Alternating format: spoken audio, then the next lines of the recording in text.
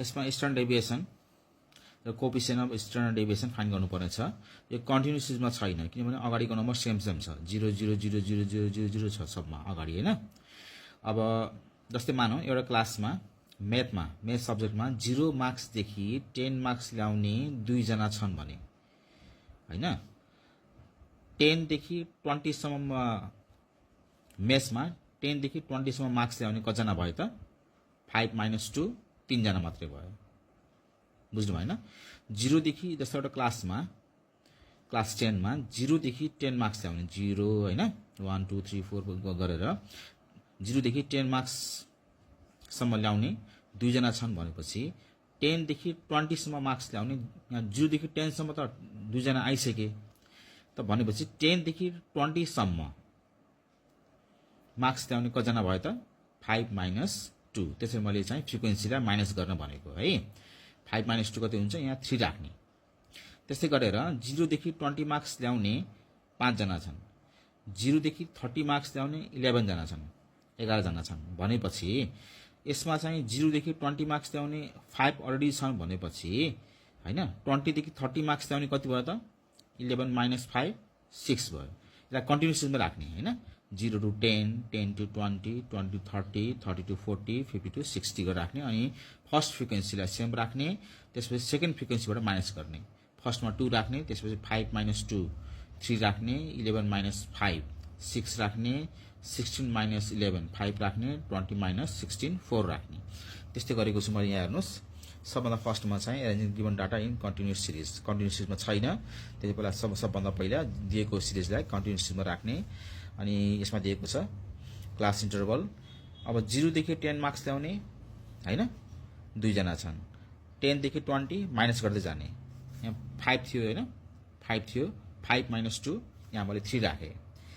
यस्तै गरेर फ्रिक्वेन्सीलाई माइनस गर्दै जानुस् 2 3 6 5 4 नै आउँछ। तपाईले माइनस गर्दै जानुस् यहाँ आउँछ है। अनि मिड भ्यालु फाइन्ड गर्न जुन यो दिएको छ क्लास इन्टरभल यसको चाहिँ मिड भ्यालु फाइन्ड गर्ने। मिड भ्यालु फाइन्ड गर्दाखेरि चाहिँ यो दुईटै नम्बरलाई प्लस गरेर 2 ले डिभाइड गर्ने। 0 + 10 0 + 10 10 10/2 5 दुईटै नम्बरलाई प्लस गरेर 2 ले डिभाइड गर्ने।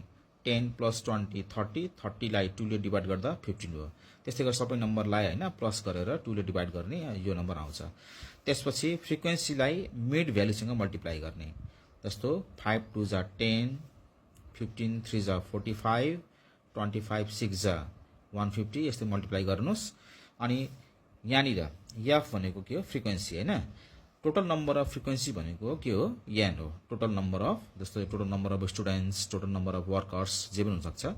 त n = यसलाई प्लस गरेर हेर्नुस् n = 20 आउँछ। अनि f * m भनेको फ्रिक्वेन्सीलाई m सँग मल्टिप्लाई गर्नुस्। जस्तो 5 2 जा 10 15 3 जा 45 यस्तै गरी जानुस्। अनि summation of fm sigma fm भनेको यो सबै नम्बरलाई प्लस गर्ने जोड्ने। सिग्मा fm आउँछ 560 आउँछ। त्यसपछि m² निकाल्नुस्।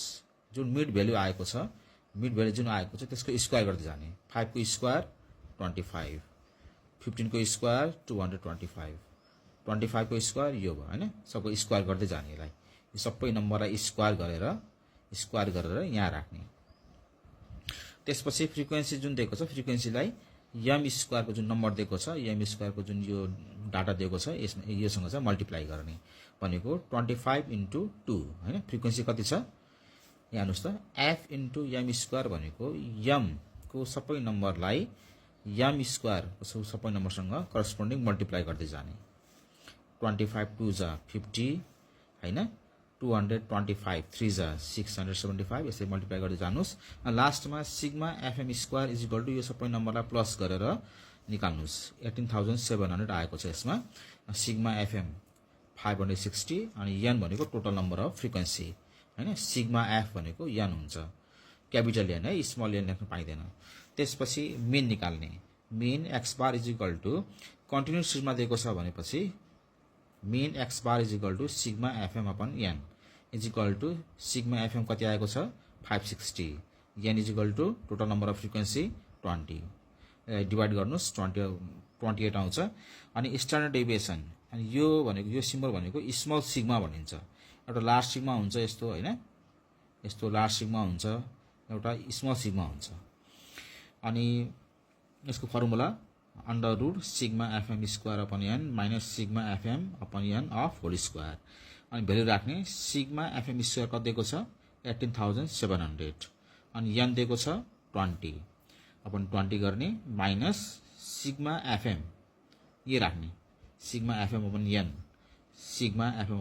हैन 560 अपन 20 भयो। यसलाई सल्भ गर्नुस् लास्टमा चाहिँ यसमा चाहिँ स्ट्यान्डर्ड डेभिएसन आउँछ 12.28। कोएफिसिएन्ट अफ स्ट्यान्डर्ड डेभिएसन निकाल्ने फर्मुला के हुन्छ standard deviation small sigma upon mean x बार।